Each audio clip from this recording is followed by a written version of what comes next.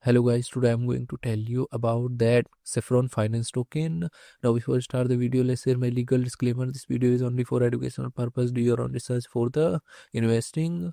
According to the website, saffron is a protocol for tokenizing on-chain assets, including contracts that otherwise impairs access to utilized capital. Tokenized ownership of on-chain assets gives liquidity providers greater flexibility and uninterrupted access to their underlying collateral while enabling leveraged, staked, and bespoke risk management. Existing decentralized earning platforms expose liquidity providers to complex code-driven outcomes. Network participants must evaluate an array of catastrophic scenarios state where the resulting state could wipe out their holdings or head to significant impermanent loss.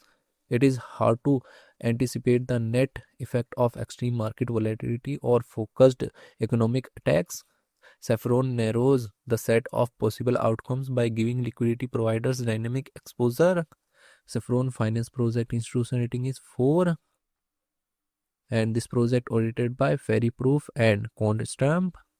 Saffron Finance token total supplies around 92,000 and circulating supplies around 91,000 SFI token. SFI token is listed on gate.io and other exchanges.